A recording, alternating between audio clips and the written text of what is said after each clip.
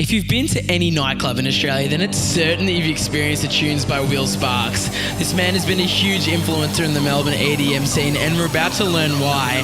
I'm Mikey D, and this is 20 Minutes with Will Sparks. You know it's house when you hear it go and make a sound. Don't fight it or deny it, pieces crank it loud. G'day one and all, I'm humbled to be spending the next 20 minutes with the man himself, Will Sparks. Dude, how are you going? Mate, good. How about you? Amped. Always amped, man. Where are you off to? You're in the car, yeah? Yeah, mate, I'm off to do something else, some video thing, but always got time for you, my brother. Cheers, dude. All right, well, I don't want to waste your time, so I do want to start with Lil Sparksy, early day Sparks, because in an interview with Josh Wade, you were speaking about how in love with the scene you were as a kid, and you're hitting up rooms you're local and you're sneaking in. So I want to reflect with you on the transition between adoring the scene and now being adored by it. How's that feeling? Oh, dude, that's a crazy way to think about it. No one's ever really, said it like that. But yeah, I was completely obsessed with it, man. It's all I used to think about. It's all I wanted to do, and now to think that I'm an actual inspiration on others for the same thing as what I was as a kid, it blows my mind, and I don't really know how to explain it, but the passion hasn't left, and that same drive I still feel, and I still feel like I'm that kid, Yeah. I'll never feel like I'm the big shot, or I always feel like I'm still not doing enough. So I think that's a kind of good thing as well. Yeah, definitely staying grounded for sure, dude. I mean, For sure, yeah. You've hustled, so it's with great reason that you're an icon in the scene, and because of that, you've been able to collab with huge names like Laid Back Luke, Cashmere, the homegrown 360. So, who's a person you've been dreaming of collabing with? You might not have collabed with yet. Oh well, I was about to say Kashmir, but I have collabed with him. That's amazing. See, that's the thing I still forget. Other Aussie hip-hop artists as well, apart from 360, Bliss and Esso or something. I'd love to do something with Showtech. Afrojack's sound, my sound, I always thought would be amazing, but I just haven't really connected with them yet. But, yeah, dude, they're big ones I'd love to do, yeah. That's nuts, man. I mean, there's you and there's Flume and Timmy Trumpet and all those boys. It's just mad to see how you're paving the way for young Aussie artists into the mainstream worldwide. Yeah, that's nuts, dude. Flume's on a new level. That guy's just a freak. He's another one I've never even said hello to, but I really admire him. Well, like Flume, if you're listening, man, you're feeling like a collab. What's his genre? How could you merge like a hybrid bounce and a synthy trap? That'd be whack, dude. Bruh, I think I've actually made something recently because it's very Flumey, because I listen to his stuff on a personal level all the time, and I actually was like, stuff this, I need to try and make it, and I actually did something really cool, so maybe I'll drop it into his inbox, or I don't know, somehow. We'll see. That'd be nuts. I did want to ask that actually, because your main genre is bounce, very, very EDM vibes, but have you experimented with something else that you'd love to release under either Will Sparks or an alias? Oh, dude, yeah, for sure. Progressive is and that was before the Melbourne stuff. I was absolutely obsessed with progressive music, like, Adam K and Soa and Deadmau5, early Deadmau5. Yeah. And I'm still making stuff like that, but if I put it out as Will Sparks, people would just be a little bit, I don't know, maybe confused, because I always wanted to keep my sound very consistent, because that's what fans want. Because that's why they become your fan, But so yeah, that's one thing I do make a lot of. I've actually done a very commercial kind of song. That's going to be my next single, and it's not my sound, dude. I'm excited to see what people think. Yeah. Because it's going to be the first versatile turn I'll do. So we'll see what they think. You can still tell I did it though. Yeah, so that's good. You do have a very unique sound. I mean, speaking of commercial songs that have gone commercial anyways, and Yes, So What was featured in We Are Your Friends with Zac Efron. How was that for you, knowing that your song had made it to the big Dude. screen? I still haven't even seen that movie. I need to see it. Like, I don't even know what to say. To think that those big dogs like Zach and all the other actors in there actually have heard my song, Yeah. it's like, wow, you know, I want to have a beer with that bloke and I want to be like, that's me. Yeah, dude, that's nuts. Maybe you and That's Zach my can hit up a first- gym session or something together. Oh, yeah, buddy. I'd give him a run for his money for sure. Yeah, he's a unit, eh? Yeah, dude, he's jacked. It's scary, but that, props to him. Far out. Speaking of Oh, the he's good looking. I'd love to go down that track. I'll keep it on music. Cool. Speaking of like bounce tracks that have gone commercial, like yes, so what? What's your your favorite bounce track of all time? Not just commercial, but What an absolute bombshell you just dropped. I know. I'm sorry. Oh, I don't know, dude. Bounce track. There's so many different ways to call a bounce track a bounce track. I mean, Yeah. there's different styles of bounce. So I'd say the biggest bounce track ever in terms of big crowds that would react to it would be Bounce Generation by TJ and all that. Everybody make it bounce. Okay. You know Bounce Generation? Yeah. Yeah. So that would be the biggest one by that. One of Joel Fletcher's for sure. He can do no wrong. He can't. No. Maybe one, yeah. But you know what? I'm not going to toot my own horn, that's for sure. I won't say one of mine, but yeah, probably Bounce Gen. That's the biggest bounce track of all time. Yeah. Okay. So my look, it's hard because I can understand you don't want to toot your own horn, but definitely shaped vocal chopping in the as a lead sound in the Melbourne scene for sure. And I think it was one of the first offbeat bass lines that had a grungy feel on it. Yeah. I don't know. Well, it did so much good for me, so I'm very, very proud of it. Of course, as you should. Thanks, Thanks, mate. Look, the Melbourne scene, it's shifting and it's changing. I mean, you've been dubbed the pioneer of bounce, whether you want to wear that crown or not. But it's the music's getting darker and heavier and faster. So what do you reckon the shuffle ravers of King Street are going to be experiencing in the next couple of years? Mate, it's just going to get quicker and quicker. It'll get so quick that people won't be able to dance to it anymore because it's too quick, and then we'll go back to really slow. I mean, the Brazilian bass stuff is really catching my eye, and I'm wanting to do stuff more along the lines of that, just more complex and minimalistic. But I do have a track which I'm going to say for the first time, actually. I've never told anyone I've done this, but I've got a collaboration with Toneshifterz. Huge.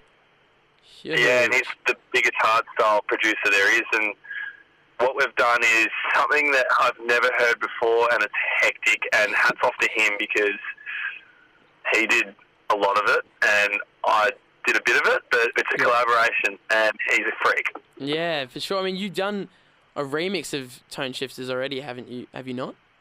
Yes, I just did it. Stand Together. That was so much fun to do. No, that was hybrid bounce and hard style and psy. It was a bit of everything, wasn't it? It was. That's why he was like, "Yo, let's do a collaboration," because I'm going to put my hard style, swing onto your kind of style, and that's what we did. And it's the best thing I've ever heard in terms of modern day bangers. That is when's that expected to drop? Oh, dude, I've never even played it yet, so probably on his album. Okay. But just realised he's releasing an album really soon, so it's probably really soon. Sick. Well, listeners out there, get amped.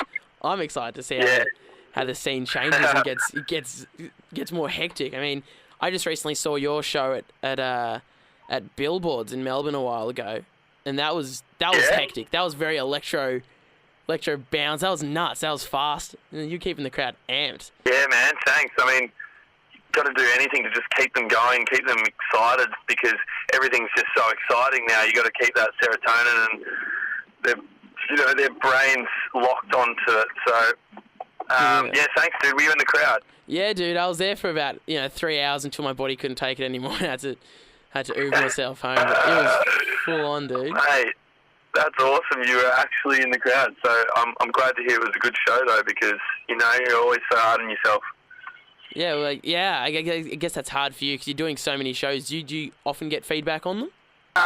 Well, back when I first kind of started going at it, I was super confident in my sets. I was like, I feel sorry for anyone that's before or after me because I'm just gonna I'm just gonna smash it. Anyway, I still do smash it, but I guess it's limited to the amount of people I can actually talk to before and after a show now because I'm just in and out. Yeah. Anyway, so it makes a bit of sense. I don't know. Some people give me some good compliments, but I just don't know anymore. Okay. That's it. Yeah, it's almost like you're a bit isolated in a sense, but I guess you've been at it for so long. I guess you've developed your craft so well that you've earned that confidence for sure. Yeah, for sure, man. So at that show I was at, where I was having a bit of a shuffle, you dropped one of your most recent tracks, What I Do, and you produced and sung in it, which is crazy. And one of your lines was, and I'm not going to go anywhere even though I feel despair. So that's a pretty heavy hitting line. Do you want to speak to me about those lyrics? Yeah, I mean, I meant those lyrics. They came from the heart. So I kind of just told you a slight meaning of that. Like, this is what I do. I'm not going to go anywhere, even though I do feel despair, because I always feel a little bit of dishope. You know what I mean? Like, yeah. It's just a constant feeling of anxiety to stay relevant and to keep my sound going and keep everyone loving what I do. So, but I'm not going to change for anyone because this is what I love, and that was where that hard-hitting line came from. That's unreal, dude. I mean, it's such the way and you've spoken about this with Josh Wade, but the way you mix such beautiful melodies with heavy hitting kick and bass. I mean, your music's so much more than just a kick and a bass. I mean, I'm glad you realise that, man. I'm glad you do. Seriously. Well, I'm sure. I'm hopeful most of the scene do. I mean, especially one of my personal favourites of yours, "Be Together," and then the second half of the drop transforms from this, the grungy into this really feel good, melodic masterpiece. What part of you as an artist, makes that decision that I'm going to stray from the norm and really make this like an experience, a journey? This song's going to take someone somewhere else. I was never believed in with that transition that I do. And everyone used to be like, that doesn't work, it sounds like two different songs. But I think there's no rules to music anymore at all, or if there ever was. And I've got a really soft side and a really, dirty side, let's call it that. Yeah. So I love dark and light, basically. And, music will never die because emotion will never die. But you just need to find a good way to transition that emotion into the heaviness, because it's almost inspiring, that emotion, when it goes into the heaviness, because the heaviness is inspiring as well. Yeah. That's beautifully said, dude. That's so cool that you can weave that into your music. Yeah, I love it, man. I love doing that. I can't write a song without having a bit of emotion into it. Well, definitely it adds this depth in a song that you don't get in a lot of tracks where, it's not strained from a kick and bass. So, props to you. And you're bringing those vibes, those really happy melodic vibes, and you're bringing them to all over the world, I guess. I mean, you've DJ'd Tomorrowland. So talk to me about those vibes, because that's, the biggest stage in EDM, in the EDM world. Yeah, well, dude, Tomorrowland is like no other. I mean, especially because I'm an Aussie, and every Aussie that goes to Tomorrowland, which is thousands, every single one of them are at my stage for when I play, and it's like just a sea of blue flags, man, and it's incredible. And yeah, that is definitely an inspiring experience. Yeah. To play at a festival overseas to those people. And the guys you're playing with as well. I mean, people that you'd have looked up to as a kid, and they're still going at it. That's cool to be like almost inducted into that Hall of Fame. That's it, dude. Look, it is a surreal feeling to even cross paths with those big dudes backstage, and actually become friends with a lot of them. So it is surreal. They're all normal guys, and they've all just grinded over the years, and I'm really privileged and humbled to be a part of it all. Yeah, I mean, of course, you're smashing it, dude. I mean, that's an unreal feeling. How does that feel, bringing in those Tomorrowland vibes that you're bringing there back home to Melbourne for Road to Ultra? Oh, man, I really can't wait to play a festival set to my home city because it's different to clubs, you know. Yeah. I perform differently on stage. I was thinking about it today. I can't wait to get overseas again to play all those festivals so I can have that feeling again of excitement when I'm playing, because these clubs are just, you know, they're good, but a lot of the time it's hard to have a good vibe when your stage isn't a set up big thing. Yeah. But that's why I'm so excited for Road to Ultra. I mean, it's going to be scenes, that's for sure. I'm keen for it. I'm keen for you to experience that, dude. I want to Thanks, bro. I want to switch up a little bit and talk about you as a businessman, because you've got Born Recordings, you've got SPARKS Fit, and you're this world class DJ. And now you're an entrepreneur as well. So in terms of business, where do you see yourself branching out into next? Oh God, I mean, property. Yeah. Who knows? You got to invest, and that's something that I'm getting onto. I've been waiting for my house to be built for so long now, and it's just becoming annoying because I just want my studio done. But as a businessman, look, all I do is just do what I love, and it's like the fitness thing that, like you said, I wanted to make clothes that were just something that I would like to wear, because I didn't know anything, any materials or any cuts which I actually liked to wear. So that's why I did that. And look, so many businesses going on, especially with the label as well. But I got such a good team that helped me out with that, and you know, get all the tracks together and get me to listen to them. So yeah, it is definitely a team effort. So I'm not all the time looking down at the computer doing deals. Yeah, that'd be a hectic lifestyle if you were to be doing that. So talking about, I did ask this to Tiger Lee, but I'd love to ask you, what is next for William Sparks? Where are you going, dude? Oh, I'm going to keep on, trying to hit as many spots of the world as I can. I'm going to keep just putting my feelings into my music, and hopefully people will keep on liking it. I definitely want to do more singing and playing live guitar. I mean, I've been practicing for a bit, but I want to perfect it. And if I could play guitar and sing on stage one day, that would just be the ultimate for me. So one day, but I'm not saying it's soon. Okay, cool.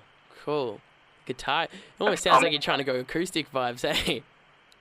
Dude, I'm the guy around the fire that just whoops it out, you know. So I'd love to be able to. I've actually written a lot of my own songs on guitar, but maybe one day I'll put it out there and see what people think.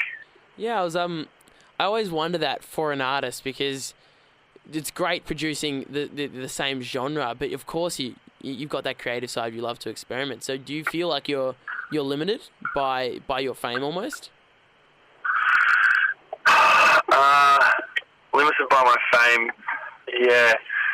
Oh man, I don't know. Like, I'm always, to release something that's different rather than my normal stuff. Is that what you're saying? Yeah, like we do talk about releasing different EDM, but I think like releasing completely different, guitar and you singing. Yeah, is that? Yeah, it's something I'd love to do, but it's probably not going to be till a bit later. Maybe I'll just put it up out of nowhere. Maybe chuck it on my Facebook and try to get it as a viral video. And if people like it, then why wouldn't I just pursue it? So, you can be a man of many trades, and it is music at the end of the day, and people will respect that. Cool. Okay, that's cool. Yeah, well, I'm looking forward to that. See what happens, eh? Hopefully I do see it shared to my Facebook, dude. That'd be nuts. Awesome, man. I hope I can do it well. I reckon you will. I've got final question for you, because I know you're a busy man, but Mhm. you're not just a DJ. You're also a professional gym addict, and you've got a lot of followers that are very into to fitness, into your work in the fitness field. So, speak to me about what you get out of going to the gym besides the physical aspects of it. The mental aspects, it's not even about the physicality anymore, because I've passed that stage. I've gotten to a point where I'm really happy, and if I can just maintain this, that's the best. But the feeling you get when you just know you're doing your body good, and there's nothing like getting a good pump and getting the testosterone going with the boys, and that's the best thing about it. And it makes you just feel amazing. Even if you're feeling depressed or down about something, that will bring you up. And I don't care what anyone says. If you feel shit before the gym, you're going to 100% feel better afterwards, so why wouldn't you? Incredibly inspiring words, and I reckon it's a great point to leave it. I just want to thank you so much for giving up your time. I mean, you're flat out going in towards Christmas, so have a roof of holidays. And Mate, appreciate it. No, dude, all sweet. And same to you, brother, and keep on inspiring others as well through your talks.